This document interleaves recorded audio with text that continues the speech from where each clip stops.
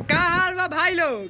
स्वागत बा रउआ लगन के बीएस रिकॉर्ड भोजपुरी न्यूज में।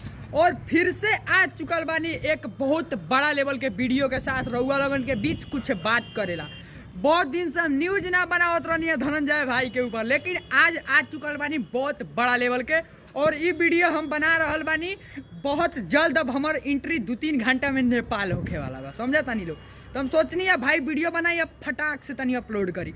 ऐसे नेपाल बता दे चाहतनी है जगह से बानू भाई लगभग यहाँ से 5-6 किलोमीटर नेपाल पड़ता है जहाँ पे अभी हम हैं।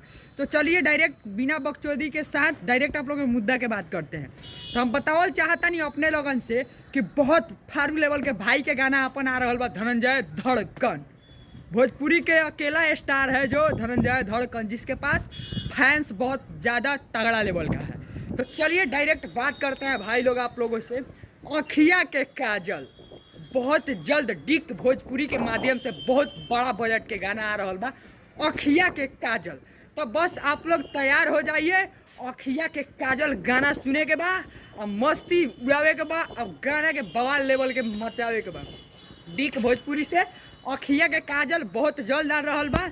अभी हम बानी भाई लोग बहुत नेपाल के बॉर्डर के पास, बहुत जल्द हमारी एंट्री नेपाल में होके वाला बा। तो भाई वीडियो आओ तो टेंशन लेके जरूरी नहीं कि धनंजय भाई के गाना सुने ला तैयार हो जाइलो। अखिया के काजल हम तब पोस्टर दिखाइए देनी। और भाई हम विक्की सिंह फिर मिला तानी नया अपडेट के साथ। तब तक के लिए जय हिंद, जय हो भोजपुरी समाज हमारे भाई लोग।